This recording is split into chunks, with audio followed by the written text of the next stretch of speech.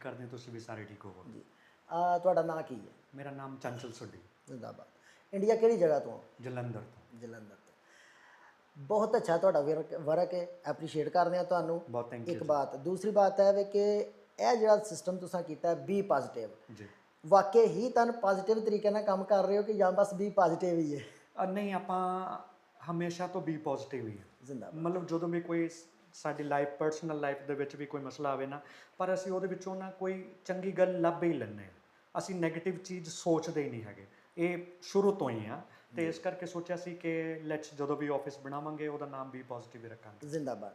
ਅੱਛਾ, B positive office ਉਹਨਾਂ ਦਾ, ਤੇ ਕਾਈਂਡਲੀ ਤੁਸੀਂ ਇਹਦੀ ਟਾਈਮਿੰਗ ਔਰ ਆਪਣਾ ਨੰਬਰ ਵੀ ਮੈਂਸ਼ਨ ਕਰ ਦਿਓ।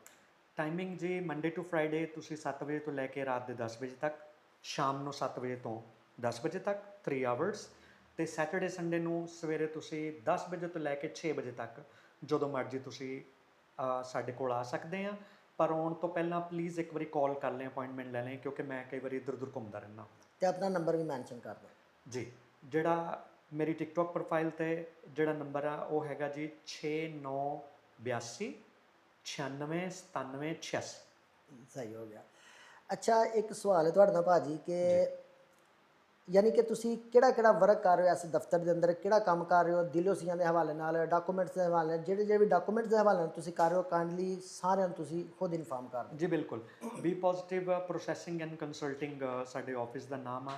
ਇਹਦੇ ਵਿੱਚ ਅਸੀਂ ਜਿਹੜੇ ਸਾਡੇ ਪੰਜਾਬੀ ਭੈਣ ਭਰਾ ਆ, ਜਿਹੜੇ ਸਾਡੇ ਇੰਡੀਅਨ, ਪਾਕਿਸਤਾਨੀ, ਉਹਨਾਂ ਦੀ ਸਹੂਲਤ ਵਾਸਤੇ ਜਿਨ੍ਹਾਂ ਨੂੰ ਬੋਲੀ ਦੀ ਸਮੱਸਿਆ ਆਉਂਦੀ ਹੈ ਨਾ, ਤੇ ਇਸ ਕਰਕੇ ਜਿਹੜੀ ਮੇਰੀ ਟੀਮ ਦੇ ਵਿੱਚ ਸਾਡੇ ਕੋਲ ਲੋਗਿਸਤੀ ਹੈਗੇ ਆ, ਵਕੀਲ ਹੈਗੇ ਆ, ਟਰਾਂਸਲੇਟਰ ਹੈਗੇ ਆ।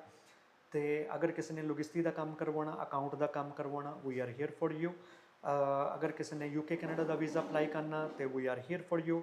ਜੇ ਅਗਰ ਤੁਸੀਂ ਕੋਈ ਵੀ ਟਰਾਂਸਲੇਸ਼ਨ ਕਰਵਾਉਣੀ ਆ ਤੇ ਆਪਾਂ ਤੁਹਾਡੇ ਕੋਲ ਅਵੇਲੇਬਲ ਹੈਗੇ ਆ। ਤੇ ਉਸ ਤੋਂ ਬਾਅਦ ਚੋਂ ਪੇਪਰ ਰੀਨਿਊ ਕਰਵਾਉਣੇ ਆ, ਪੇਪਰ ਸਬਮਿਟ ਕਰਵਾਉਣੇ ਆ, ਤੇ ਆਪਾਂ ਤੁਹਾਡੇ ਲਈ ਹਾਜ਼ਰ ਹਾਂ। ਜਦੋਂ ਮਰਜ਼ੀ ਤੁਸੀਂ ਸਾਡੇ ਨਾਲ ਕੰਟੈਕਟ ਕਰ ਸਕਦੇ ਆ। ਟਿਕਟੋਕ ਤੇ ਕੰਟੈਕਟ ਕਰ ਸਕਦੇ ਆ।